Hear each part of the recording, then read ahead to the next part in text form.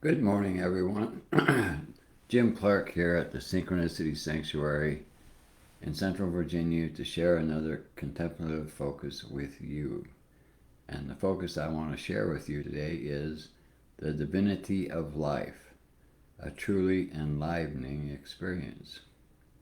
In modern spirituality, that is the spirituality that Synchronicity Foundation has put together and presents, life is another name for Source, consciousness, or God. Its divinity, therefore, is well established. Life, divine life, is the most sacred experience. Thus, our foremost holistic focus is to honor the sacredness of life, and this is our primary meditation. So, with this contemplation, you remember last week we did the uh, honoring the divinity of life, and that is a very strong focus eventually as you meditate and take on a holistic lifestyle because life is divine. Where do you think life just comes from divinity? It can't have another source because that is what everything is. So, with this contemplation, consider for a moment the average life of many human beings here, where life is more or less just kind of taken for granted, and you're born into this world as a human being in a physical form. You have no memory of yourself as source. So you become totally identified with the physicality and the experience of life. You're in a body, you breathe air, you drink water, you sustain your life through the activities of eating and drinking and whatever else, exercise and doing whatever it is you do. And this is pretty much it for most people. It's a theater for survival, and it was in that success or not success. You're either successful, you make a claim for yourself, and you're recognized, and you're getting support from other people in your life, and so forth and so on, or not. And this is what most people have as their experience. It's a competitive experience in relationship to all the other people in your life supposedly outside of yourself. But this is only the perception that we have through our senses, which is the playground for Maya, or the illusion of separation. And in that illusion, that's pretty much all we can do. That's as far as most people go, and it's not a very happy life.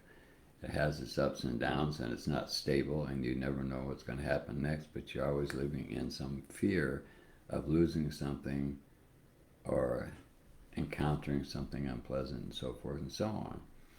But the divinity of life, the true sacredness of the life that you are, that you're experiencing right here, right now, is not acknowledged. You don't tap into that because you're not aware of it, or you're not willing to be aware of it, or even acknowledge that that could be what is really happening here.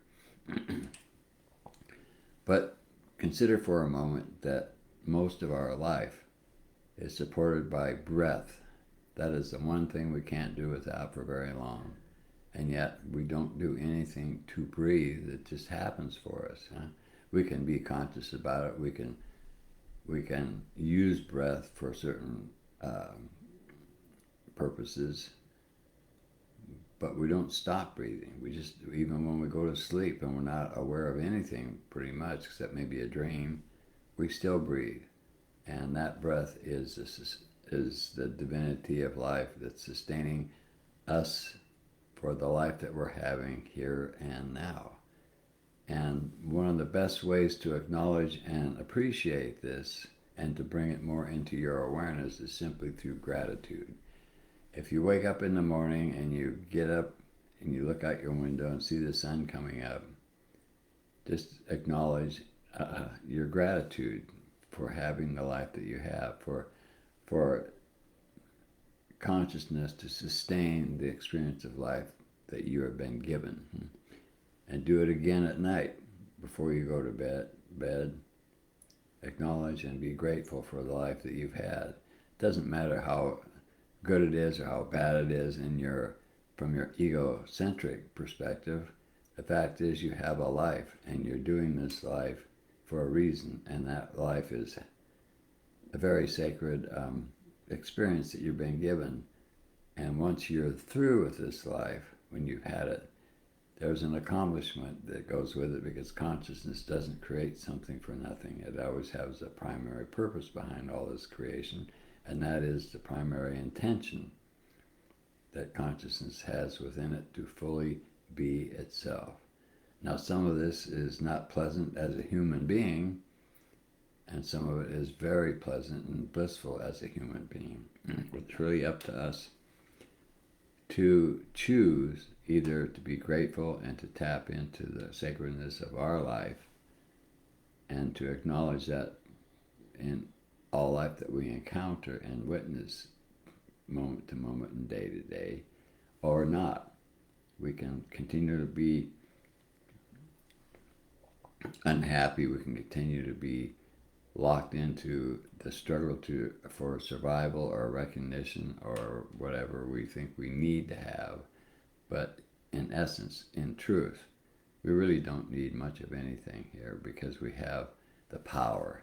We are source, and we are consciousness. And if we get into that, if we put our focus on this, if we meditate and live a holistic lifestyle and develop our awareness, expand our awareness, and become aware of the presence of our self as consciousness, then we can begin to really appreciate the life even more and get much more out of it.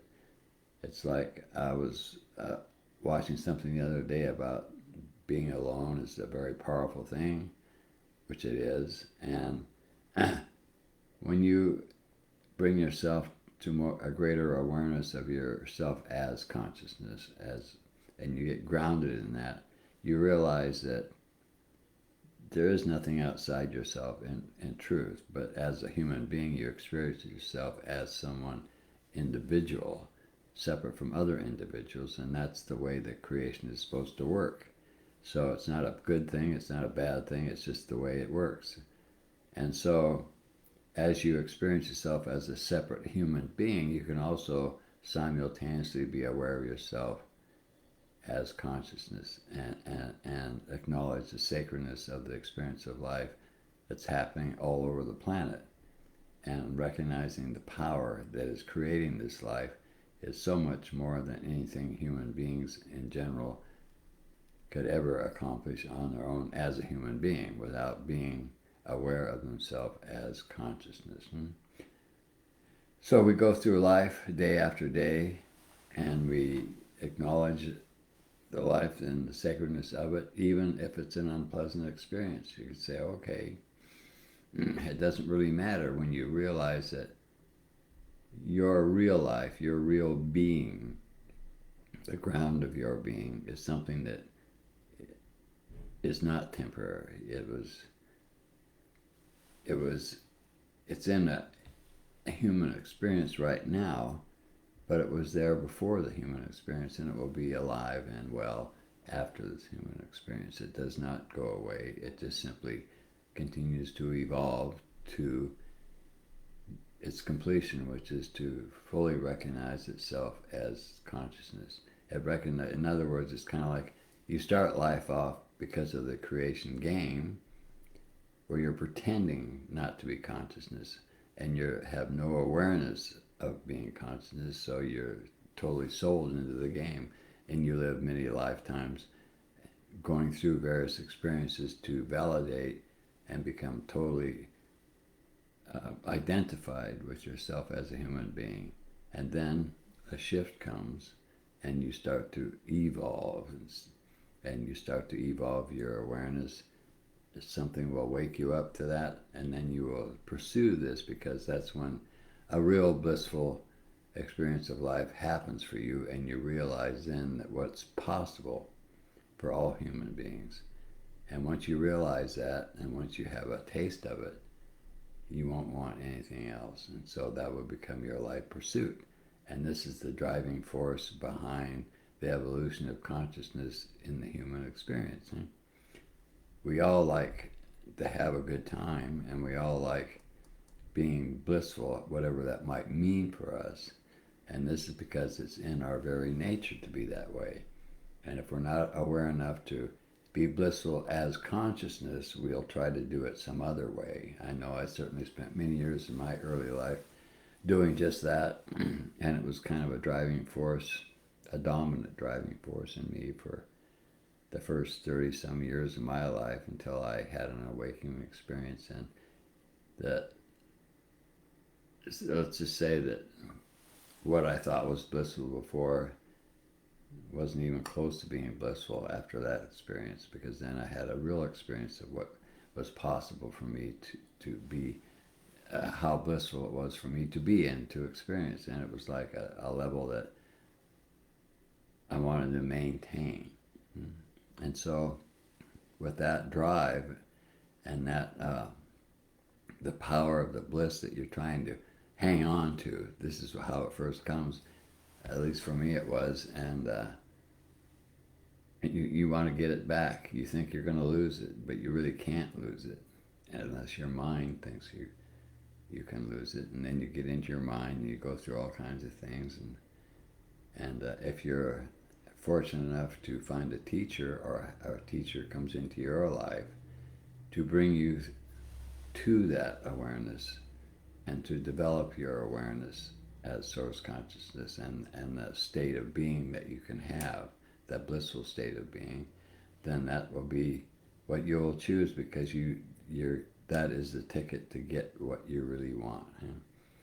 So everybody's looking for the same thing in life. They just don't know it by exactly what that is until they have an awakening experience or something wakes them up to that. And then the life is a journey to that end.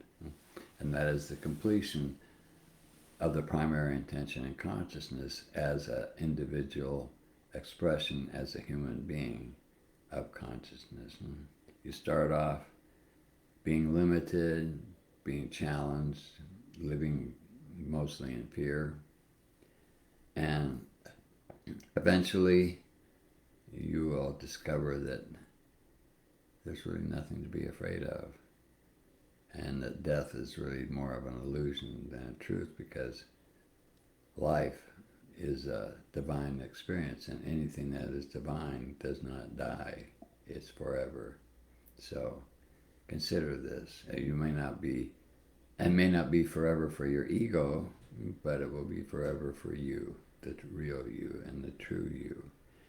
So what I would recommend, and I practice this myself, I wake up in the morning and I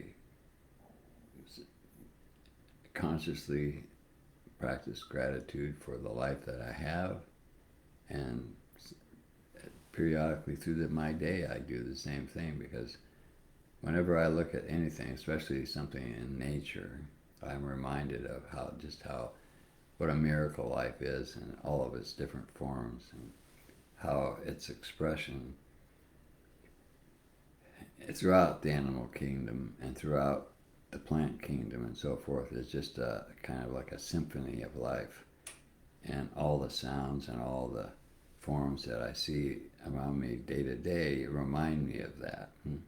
So when you start to realize just how sacred your life is, you'll start to see all the signs around you, and also especially in other people in your life, of just how sacred life really is, and how much we should be celebrating that, and that very celebration will elevate our experience of life. So that's really what I want to share with you today. The more you honor the sacredness of life, the more you celebrate life as a sacred experience, the more you will experience your life in that way. What you focus upon, you become. So thank you for watching, and I will see you again next Monday morning for another contemplative focus. Thank you so much for watching.